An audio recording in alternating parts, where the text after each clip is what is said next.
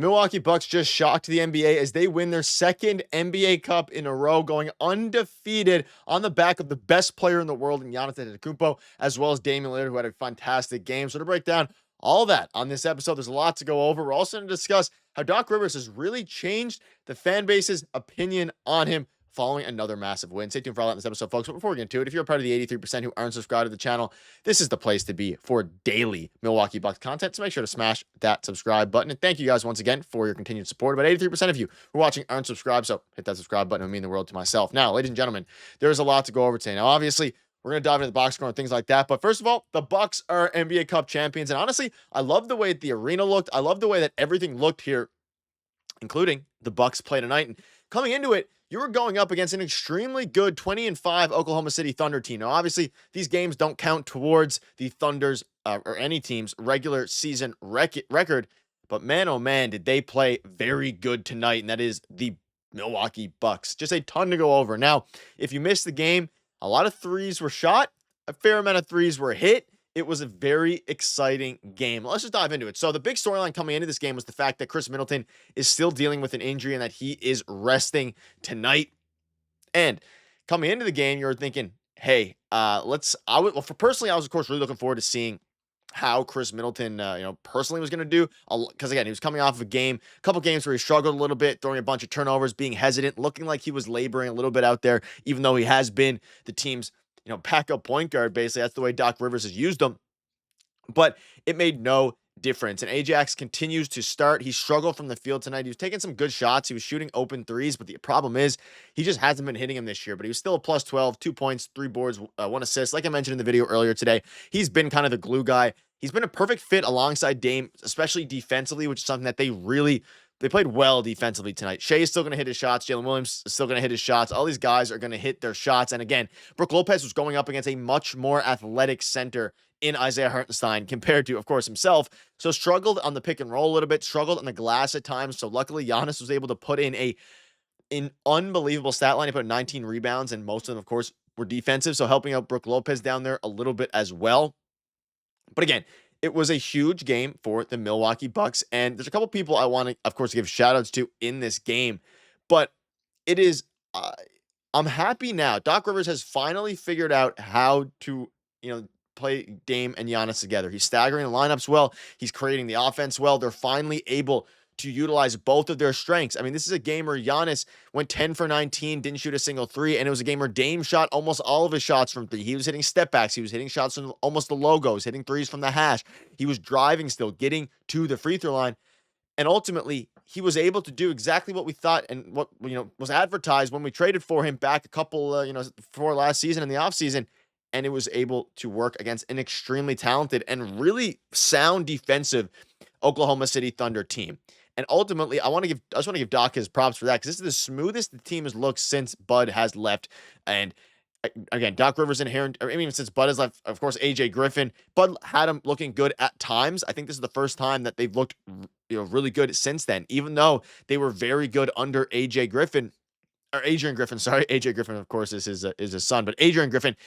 I think at this point, they've looked the best since Doc Rivers, even better than they looked under Adrian Griffin. And I'd give Doc his props for that. I mean, you think about the moves he made. Gary Trent Jr., putting him to the bench. He had a great game tonight. 5 for 9, 3 for 6 from 3. AJ Green hit an unbelievable smothered step back corner three, fading absolutely cash. He was playing great defensively, and he was hitting his open threes. He played 26 minutes. He did his job. And the best thing, I'm mentioning this in the videos a ton, the best thing that could have happened and has happened to this team this year was going through all the adversity earlier on in the season, being 2-8, all these injuries, because it allowed Doc Rivers to see what AJ Green could do, to see what Andre Jackson Jr. could do, which has allowed them now to be two key rotation players. Of course, Ajax has been starting every game. You have AJ Green, who's been playing really good off of the bench. You have Gary Trent Jr. I mean, Doc made the hard decision. They gave this guy, of course, the veteran minimum, but he was a guy coming into the year that was sought after, and of course was thought to be the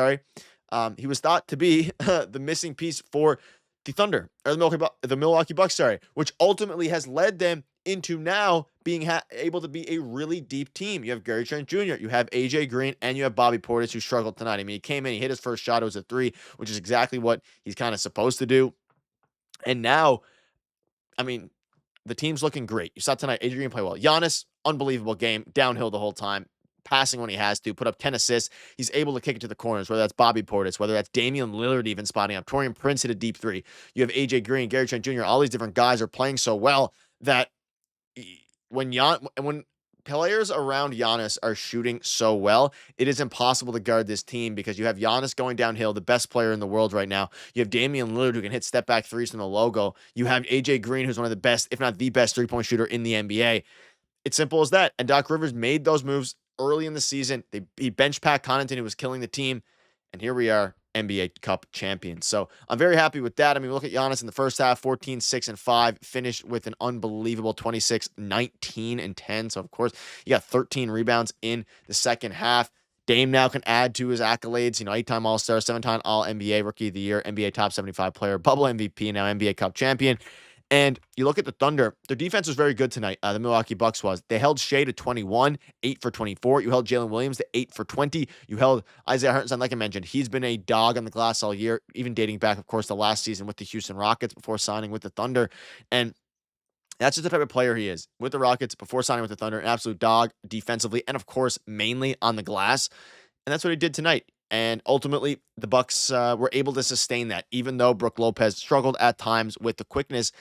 You just love what you see out of every single player. And this team, again, even though it doesn't count towards the record, the team looks so good. The cohesion is clear. You have, the cohesion has been unbelievable, really, for the past couple of weeks, borderline the past month. They're 12-3 since their 2-8 start. You have Giannis, I guess technically 13-3 now, but this doesn't count towards the regular season. You have Giannis going out there playing unbelievable. You have Dame. They're working great together in the pick and roll. We're seeing some great facilitating out of Giannis when he drives. Everything is looking good. And Giannis spoke out about Dame after the win. He said, man, this guy's one of the best players I've ever played with. His resume speaks for itself. Coming into the game, we both didn't feel 100%, but we grind. Of course, they were both questionable. Whenever I need this guy, he's always there for me. Whenever he needs me, I'm always there for him. At the end of the day, me and him are going to be great. I'm so proud of him. Our chemistry is the best it's ever been. And I'm excited to play with this guy by my side. You love those comments. And like I mentioned earlier, Doc has figured out how, and they've figured out all the credit, of course, all the credit to Dame and Giannis. All the credit has to go to them because ultimately they're the players. But I'm going to give some of the credit to Doc, even though all the credit's going to go to Giannis and Dame ultimately here. They figured out how to play together, and it's pretty simple. Pick and rolls work great. You have Dame spotting up. He doesn't love catch and shoot threes, but when Giannis is struggling, which he didn't really tonight at all, you have Dame spreading the floor, really just creating havoc on the offensive end, creating problems for the defense. The defense is having to collapse. He's sucking in the defense. You're able to kick it out to guys like AJ Green. Everything is rolling, and it is super exciting to see as a Bucks fan. And ultimately, if they make a couple moves at the deadline here, I think they are one of the best teams in the Eastern Conference, and I think they can go up against anybody when they're playing this well. And this was a game where the bench played pretty poor, aside from, Gary Trent Jr. and AJ Green. I mean, Bobby Portis had a rough game, and other than that, with Chris Middleton out, their bench was pretty weak. But let me know down below what your thoughts are on all this. Tons going on. We'll keep you up to date with all the latest Bucks news, and the Bucks are NBA Cup champions. So let me know if you're excited down below. Thank you guys for watching. We'll see you tomorrow.